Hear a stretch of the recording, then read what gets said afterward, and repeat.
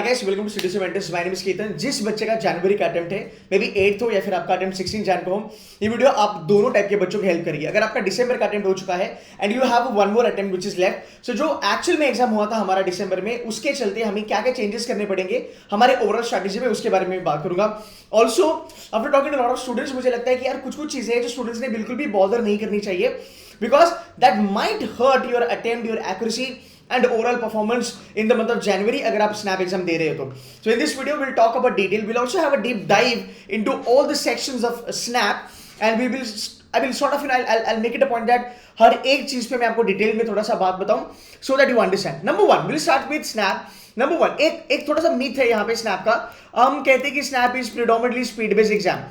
जो बच्चा दिसंबर का अटेम्प्ट दे पाया है या फिर देख के आया है, he will agree with me, he or she will agree with me कि सर ये completely speed based exam नहीं है. You always कहता था कि Snap is also known for giving you some kind of surprises and they have done that very well in the month of December. Okay, so ये क्या है, ये कितना स्पीड बेस्ड है, कितना लॉजिक बेस्ड है, उसके बारे में थोड़ा हम डिटेल में बात करेंगे. So let's start with the verbal which is one of the most important section as far as SNAP is concern. Simple सी बात है यार, अगर मैं वर्बल के बारे में बात करूं, तुम्हारा वर्बल इसी लेवल पे रहने वाला है.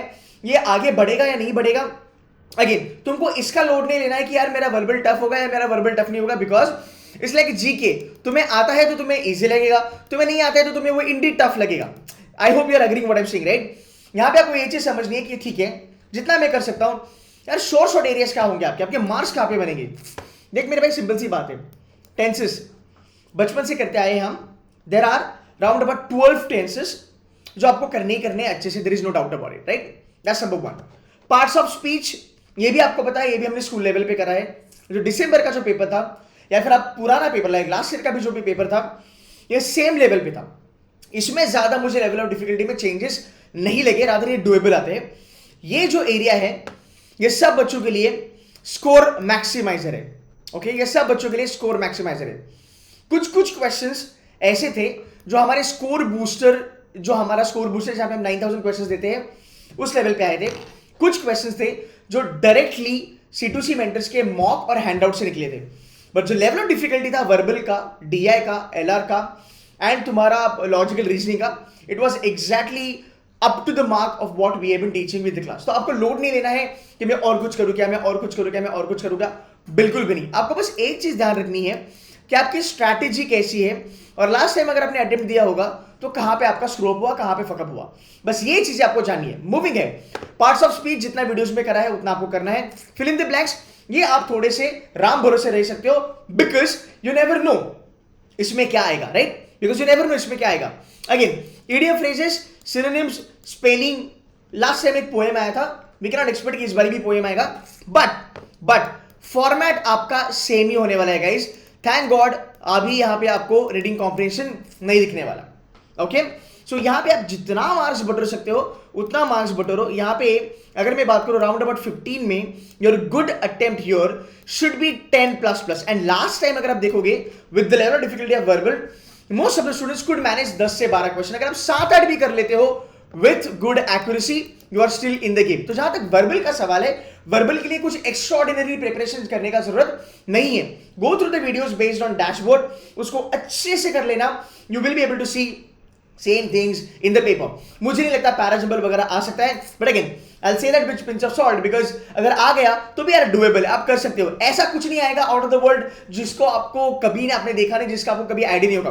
तो that part is a very soothing, because हाँ ठीक है, मैं इतना करूंगा, ग्रामर अगर मैं करूंगा उससे कुछ ना कुछ आना है. फिल इन द ब्लैंक्स के बारे में अगर हम बात करें या क्लोज टेस्ट के बारे में अगर हम बात करें, ये तो ग्रामर लेवल पे आ सकता है या फिर वोकैबुलरी लेवल पे आ सकता है. तो दोनों चीजें अगर आपको आती है, you will be able to do it. So don't freak out, यहां पे ये मैनेजेबल है. मूविंग है, the game changing thing which is going to be your logical reasoning and analytical reasoning. यहां पे आप थोड़ा बहुत CR के बारे में भी बात कर सकते हो. तो इसमें दो चीजें हैं, एक तो मैं इसको लॉजिकल रीजनिंग में रखता हूं और मैं थोड़ा सा क्रिटिकल रीजनिंग में रखता हूं. Understand this, why this is bloody important area for you, because guys देखो एक बात समझ लो, इंजीनियर हो नॉन इंजीनियर हो, राइट. बहुत सारे बच्चों का एक्चुअल में देखा जाए तो लॉजिकल रीजनिंग बहुत अच्छा होता है एंड डेली बेसिस पे बच्चे लॉजिकल रीजनिंग को ज्यादा प्रैक्टिस करते हैं, बिकॉज हमें एक लगाव होता है, हमें एक काइंड ऑफ सॉफ्ट कॉर्नर होता है कि यार लॉजिकल रीजनिंग मेरे से होता है, मोटिवेशन बनता है बिकॉज वो मुझे आता है तो मैं करते रहूंगा. बट यहाँ पे एक चीज आपको जाननी है, अब लास्ट ईयर का स्नैप का बात करो या फिर आप दिसंबर के अटेम्प्ट का बात करो, जो बच्चों का लॉजिकल रीजनिंग अच्छा नहीं गया वो बिकॉज ऑफ क्रिटिकल रीजनिंग की वजह से. हाँ, वो बिकॉज ऑफ क्रिटिकल रीजनिंग की वजह से. So if you are somebody who's a newbie कि सर ये मेरा पहला अटेम्प्ट है, या फिर if you are somebody has already given दिसंबर का attempt, your job is in the next 4 days और in the next coming 14 days, अगर आपका 16 जैन का अटेम्प्ट है, बाय हुक और बाय क्रुक जद्दोजहद करके आपको ये 4-5 चैप्टर अच्छे से निकालने हैं. इसमें इन्फ्रेंस आया तो तुक्का मार सकते हो, कोई बड़ी बात नहीं. ओके, इसको आपको अच्छे से करना है and make it a point that यहां पे आपकी 100% एक्यूरेसी हो. यार अभी पंगे कहां पे होते हैं, क्रिटिकल रीजनिंग में पंगे कहां पे होते हैं? Critical reasoning is a time consuming exam, rather time consuming part of your examination, whichever exam that you talk about. So here guys, I want you to practice as many questions as you can. You want to shoot and do 60-70 odd questions of statement assumption, statement conclusion, course of action, cause and effect. Do it, but have that understanding कि यार cause and effect को apply कैसे करते हैं, cause and effect को solve कैसे करते हैं, कोर्स ऑफ एक्शन में कहां पे चीजें चेंज होती है. जहां पे मैं बात करता हूं बोथ द ऑप्शन और जहां पे मैं बात करता हूं ईदर ऑफ देम, ये इसका फंड आपको याद होना चाहिए, इसके रूल्स आपको याद होना चाहिए जो ऑलरेडी मैंने हमारे सेशन में कवर करे हैं. सो अजम्पशंस के बारे में अगर हम बात करें, the rule of negation that works brilliantly in all the examination that you talk about. Snap में भी लास्ट टाइम बहुत अच्छे से वो काम किया. मोरल लेवल आपका फॉर्मेट यही रहेगा, मोरल लेवल आपका एक्सपेक्टेड पेपर भी यही रहेगा. You can expect this things. Same question तो नहीं आएंगे डेफिनेटली, बट वन क्वेश्चन आपका डेफिनेटली यहां से बन सकता है. कोर्स ऑफ एक्शन के 2 क्वेश्चन है. अगर आप चाहे तो सीआर में अच्छा खासा कर सकते हो, you can get full marks on CR. Problem यहां पे ये है, टाइम कंजम्पशन ज्यादा है. How do you reduce the time? by understanding the rules, by practicing lot many questions. Even if you do पुराना paper, so what we are doing is, जो भी workshop हमारे अभी चल रहे हैं, right, whatever workshop that we are doing, by the way, we are doing from last 3 days we are doing workshop on a daily basis. हम हर दिन workshop कर रहे हैं. वी आर डूइंग शाम में 6:30 से 8:30 बजे we are doing workshop for logical reasoning which is taken by Shanky who is a SNAP and my topper. अगर हम बात करें क्वांट्स का workshop is done by Vaibhav sir 9:30 से लेकर 11:30. He is also 99% in CAT examination. He's done a great job in CET, CMAT and SNAP kind of examination. He's got a great hold on quants.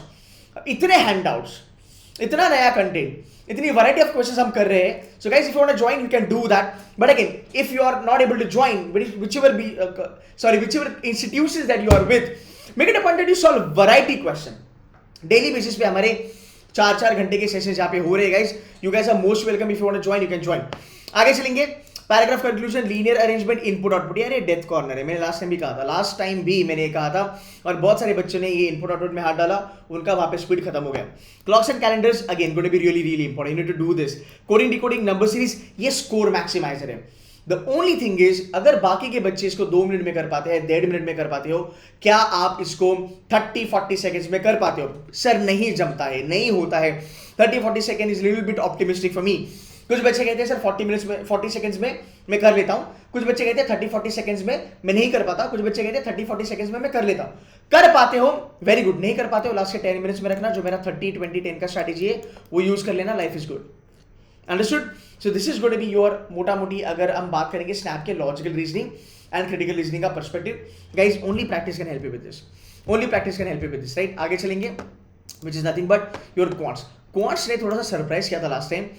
अब अगर मैं quants के बारे में बात करूं, अगर आप देखोगे क्वांट्स में पंगे क्या थे. क्वांट्स में पंगे ये थे कि आपका क्वांट जो था वो टाइम कंज्यूमिंग था. इसीलिए हम क्वांट्स का डेली बेसिस पे 2 घंटे का हम वर्कशॉप करा रहे हैं, और ये वर्कशॉप हम 14 जनवरी तक करेंगे. अगर आप मेरा डैशबोर्ड देखोगे स्नैप का, it's loaded with lectures. It is absolutely loaded with lectures. उसमें हम ये नया कंटेंट ऑफर कर रहे हैं. इतना कंटेंट शायद कोई इंस्टीट्यूट ऑफर करता है स्नैप एग्जाम के लिए सिर्फ पूरी इंडिया में. I can bet on that because we are giving lot of content and the content is getting polish and refined. We are not giving old content. जो पुरानी videos हमने रिकॉर्डेड है उसका भी कॉम्बिनेशन है, बट नए videos भी हमने बहुत सारे लाइव लेक्चर्स हमने करे हैं, राइट? मूविंग एट गाइस, क्यों ये थोड़ा सा टफ हुआ? ये टाइम कंज्यूमिंग था. ओके, ये टाइम कंज्यूमिंग था. इसमें क्या करने की जरूरत थी? इसमें क्वेश्चन को आइडेंटिफाई करना बहुत ज्यादा जरूरी था. इसमें क्वेश्चन को छोड़ना भी जरूरी था. देखो, बिकॉज आपका क्वांट्स बहुत हाई लेवल पे चला गया तो बच्चों के अटेम्प्ट्स भी घट गए. यू कांट एक्सपेक्ट कि आपने लास्ट टाइम 55 करा, 60 करा, तो इस साल भी आप 55 और 60 करोगे. No, that's not going to be the case. आपके genuine attempts would be around about 45 से लेके 50 या फिर 55 ये हो सकते हैं, राइट? कभी कभी बच्चे तुक्के भी मारते हैं, but genuine attempt 50+ is a great number. Maximum बच्चे इसी रेंज में थे. 55 तक कोई ज्यादा पहुंच नहीं पाया था. अब अगर हम गौर से इसको बारे में सुने, हाँ, ध्यान से अगर इसके बारे में अगर हम सोचते हैं, क्या पूरा क्वांट स्टफ था? नो, पूरा क्वांट स्टफ नहीं था. Out of this 20 question 5 questions were a game changer. अगर आप ये 5 क्वेश्चन छोड़ पाते, you would have been in a much better position. Number system was easy, arithmetic was easy to moderate, calculation oriented था, तुम्हारा PNC and तुम्हारा data interpretation was anyway moderate level पे था. डेटा इंटरप्रिटेशन भी बहुत सारे बच्चों ने करा, एक ही क्वेश्चन था वो डुएबल था. तो अगर आपको क्वांट्स को करना है तो यार जितनी आप ज्यादा प्रैक्टिस कर सकते हो उतना करना जरूरी है. And that is the reason, अगर आप देखोगे लास्ट अटेम्प्ट में आपके जो गुड नंबर ऑफ क्वेश्चंस थे that could have been doable was this, round about 20 on 25 in logic, 13 वहां पे, क्यूबिडे में 40, राइट. सो राउंड अबाउट 55 या फिर 50 प्लस आप नंबर पकड़ सकते हो. ये आपका ओवरऑल अटेम्प्ट होना ही चाहिए if you want to get into SIBM Pune. अब कुछ चीजें आपको बिल्कुल भी नहीं करनी है, कुछ चीजें आपको बिल्कुल भी नहीं कही, आपको लेवल ऑफ डिफिकल्टी अज्यूम नहीं करना है. I was talking to some students and they were saying कि सर अभी ऐसा होगा क्या, ये लास्ट ईयर का जो लास्ट दिसंबर का जो पेपर था, अब जैन का जो पेपर होगा, सेकंड अटेम्प्ट होगा, वो ज्यादा टफ होगा, और 16 तारीख का पेपर और ज्यादा टफ होगा. ये सब बकवास है, ये सब बुलशिट है, इसके ऊपर बिल्कुल भी ध्यान मत देना. If you are prepared very well, you are anyway in the game. Because कैसे है ना, टाइम पास करने वाली जनता बहुत है जिनको एक्सक्यूज चाहिए एग्जाम क्रैक ना करने के. तो ऐसे टाइम पास जनता की बात सुनोगे तो आप ऑलवेज ये कहोगे कि यार अगला अटेम्प्ट टफ होगा, उससे अगला भी अटेम्प्ट टफ होगा. This is all bullshit. जैसे एनमैट के बारे में लोग कहते हैं कि यार जितना लेट आपका विंडो होगा एनमैट का, उतना एनमैट आपकी टफ हो जाएगी. भाई मेरे कॉमन सेंस है, वो अडेप्टिव एग्जाम है. अडेप्टिव एग्जाम में तू कैसे बोल सकता है कि तुम्हारा जैसे जैसे अटेम्प्ट होगा तुम्हारा एग्जाम टफ होता जाएगा. ये कॉमन सेंस है, this is logic which is completely been screwed anyway. But ये जो मिथ है, ये जो बकवास है, इसको अपने दिमाग में बिठाना मत कि यार मैं एक्सपेक्ट करता हूं कि पेपर अपना टफ आएगा. बिकॉज बच्चे मुझे ऐसे कहते हैं सर हम एक्सपेक्ट करते हैं कि पेपर टफ आएगा. भाई नहीं आएगा. If you are prepared the paper is going to be actually doable. Again that brings me the another point. Do not even think about solving every question in less than 1 minute. Sorry to say, but you will be a stupid guy अगर आप ये target करके चलोगे कि मैं हर एक question को 1 minute में फोड़ूंगा. लॉजिक लगाना थोड़ा, अगर पढ़ाई करी है तो. क्रिटिकल रीजनिंग 1 मिनट में हो सकता है? नो. क्वांट्स के क्वेश्चन 1 मिनट में हो सकते थे? नो. राइट. आपके 1 मिनट 60 सेकेंड्स, आप कितने क्वेश्चन कर पाओगे 60 सेकेंड्स में? I am not saying that you will not be able to do any of the question, but यार लॉजिक है. 60 में से 30 या 40 क्वेश्चन आप 1 मिनट के अंदर कर सकते हो. ऊपर के 20 क्वेश्चन जो है वो स्पीड ब्रेकर है. वो चाहते हैं कि आपका स्पीड जो है वो ब्रेक हो. एग्जामिनर चाहता है कि आप क्वेश्चन सिलेक्शन पे ज्यादा ध्यान दो. You getting my point? जब हमारी ये मेंटालिटी होती है, this is very poor and very wrong mentality कि मैं 1 मिनट में क्वेश्चन सॉल्व करने की कोशिश करूंगा. जब आप ये परसेप्शन लेके बैठते हो एग्जाम में और जब वो सॉल्व नहीं होता है, it pile ups that tension, anxiety, and then you are like fuck, मेरा कैट, मेरा स्नैप नहीं होगा. Never do that. तो करना क्या है यहां पे? You should be more concern about selection of question. भाई मेरे देख के तेरे को पता होना चाहिए इनपुट आउटपुट तुझे आएगा कि नहीं आएगा. तुझे देख के पता होना चाहिए नंबर सीरीज तुझे आएगा कि नहीं आएगा. जितने फंडास मैंने बताया आपको नंबर सीरीज इनपुट आउटपुट को आइडेंटिफाई करने के, उतने पे आपको काम करना जरूरी है. जितने वैभव सर ने, शांकेश सर ने जितनी चीजें बताई है क्वेश्चन आइडेंटिफिकेशन पे, उतना काम करना जरूरी है. पर सर मेरे को नहीं आता, don't worry, you got to do it. नहीं आता का ऑप्शन है ही नहीं मेरे भाई. नहीं आता तो दो चीजें, एक तो नहीं आता तो फिर एसएमएचआरटी के लिए सेटल हो जाए, एसआईबी के लिए, एसआईबी बैंगलोर के लिए सेटल हो जा. एसआईबी पूरे चलना है. You have to promise yourself कि भाई हुक और बाय क्रुक मैं ये करके रहूंगा. And it's not a rocket science, you can do it आराम से. But this is what you need to understand. Why the hell I should be attempting every single question in a minute's time? Logic ही नहीं बनता. 60 minute में 60 question होंगे, but कुछ question तुक्के से होंगे. बिकॉज यार इतना भी एग्जाम हल्का नहीं है, इतना भी एग्जाम फालतू नहीं है कि तुम कर ही जाओगे. राइट. तो ये मेंटालिटी हमें नहीं रखना है. हमें क्वेश्चन आइडेंटिफाई करना है. Can I do this question in less than 1 minute? I can do it. How much time I take to do this question? 2 minutes. Don't do it. 30-20-10 वाला strategy guys, if you remember. Straight forward बात करूंगा यहां पे. आपको वही चीज समझनी है. आता है 1 मिनट में करने का, नहीं तो छोड़ देने का. So understand this. if you spent या फिर if you leave those 20 questions, हाँ, those 20 questions जहां पे आपको 2 से 3 मिनट लगने वाले थे, और स्नैप पे ऐसे क्वेश्चंस आते हैं, आप भी अग्री करते हो. अगर वो 20 क्वेश्चन को मैं छोड़ देता हूं, मेरे पास 40 क्वेश्चन है. 40 क्वेश्चन में अगर मैं 90% का भी अगर एक्यूरेसी मारता हूं तो भी मेरा 36 बनता है. और जो ऊपर के 20 क्वेश्चन है, अगर उसमें से मैं 5 क्वेश्चन भी कर लेता हूं तो भी मैं 41 हूं विद अ ग्रेट एक्यूरेसी. तुक्का वुक्का पकड़ के अगर मेरे क्वेश्चंस बन जाते हैं तो भी मैं 44-45 हूं, which is a good number for securing SIB Pune का कॉल. राइट. लॉजिक है. So you can not pre decide कि मैं 1 मिनट में फोड़ूंगा. रॉन्ग. आगे चलेंगे. यहां पे क्वेश्चन सिलेक्शन बहुत जरूरी है. Too much focus on quants only. अब कुछ बच्चे फ्रीक आउट करेंगे, नहीं क्वांट्स करना है, क्वांट्स करना है, क्वांट्स करना है. Don't do that. अगर क्वांट्स इजी आया और लॉजिक का लेवल बढ़ गया तो can you take a chance? No, you cannot take a chance, right? You cannot take a chance, that's going to be horrible case. तो हर एक सेक्शन को सेम लेवल पे ट्रीट करो, इट्स गोना हेल्प यू. मैं ये नहीं कह रहा हूं कि उसको निग्लेक्ट करो या अवॉइड करो, नजर रखो कि कौन थोड़ा ज्यादा करना है. चलो ठीक है, और एक कंडीशन मान लेते हैं, अगर पेपर टफ आया तो क्या करेंगे? चलो मान लेते हैं पेपर टफ आया तो क्या करेंगे. How you will get to know that paper is tough? Till the time paper को नहीं बैठता तेरे को पता नहीं चलेगा पेपर इज टफ और not. Agreed? Number 1, how you will decide कि paper is tough for everybody? It might not be good for somebody, it might be good for somebody. Last वाला जो पेपर हुआ दिसंबर में, उसमें 58 वाले भी बच्चे हैं मेरे, उसमें 59 वाले भी बच्चे हैं, 60 वाले भी बच्चे हैं जहां पे 2 तुक्का मारा था बच्चे ने. कुछ ऐसे भी बच्चे जिन्होंने 40 क्वेश्चन सही करे और 20 का तुक्का मार के आया. So you can not decide कि पेपर पूरी जनता के लिए टफ है. It is tough for you, not for anybody else, or maybe not for somebody else out there. So when you start writing a paper, start going through a paper, टक भाई तेरे अगर question बन रहे हैं, your life is good. अगर तेरे question नहीं बन रहे हैं, even if the section is easy, then you need to understand कि मैं अपना स्कोर ऑप्टिमाइज कैसे करूंगा. That is the reason 30-20-10 will help you a lot.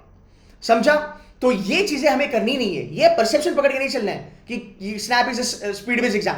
No, it is not completely speed based exam. 70-75% it is, but that 25%, यार वही तो matter करता है.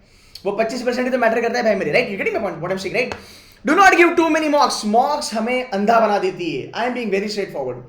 मॉक्स हमें अंधा बना देती है. Why mocks make us blind is because when you give mocks, comment करके बताना सही बोल रहा कि नहीं. अबे सुनने के बाद बहुत सारे बच्चे नाराज भी होंगे, किसी को गिल्ट भी आएगा. मेरा बच्चा नहीं है तो पक्का गिल्ट आएगा, बिकॉज मैं ये चीजें सीधे से मैं बताता हूँ.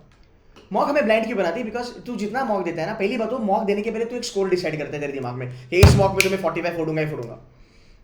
तूने you have already lost the battle.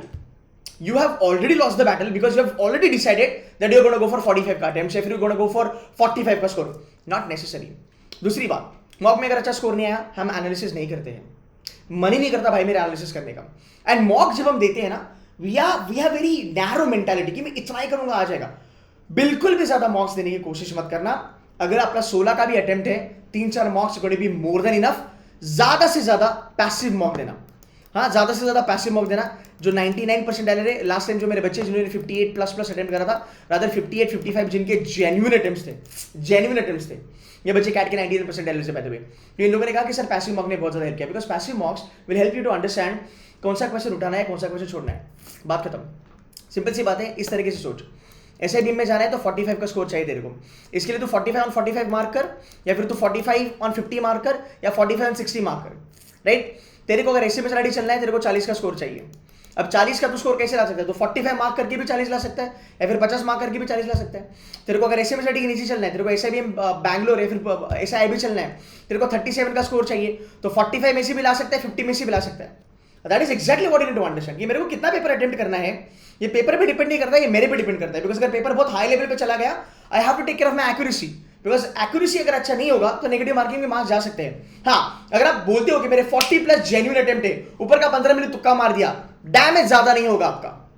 You getting my point? So these are the things that you need to be very careful for SNAP paper. Okay, this is the final cut off that I am talking about. But फिर भी इसके बारे में इतना ज्यादा सोचने की जरूरत है नहीं. ये मुझे करना पड़ता है फॉर्मेलिटी, बिकॉज बहुत सारे बच्चे जिनको कट ऑफ की जरूरत होती है. ये बकवास है, ये कुछ काम का नहीं है. कट ऑफ तभी पता चलता है एग्जाम होने के बाद. एग्जाम होने के पहले कट ऑफ नहीं समझ में आता भाई मेरे. बट हाँ, स्नैप बोलता है हम नॉर्मलाइजेशन नहीं करेंगे, because they believe that whatever the methodology that they have is the best one. तो मैं मान के चलता हूं 45++ is a good number two secure call from SIBM Pune.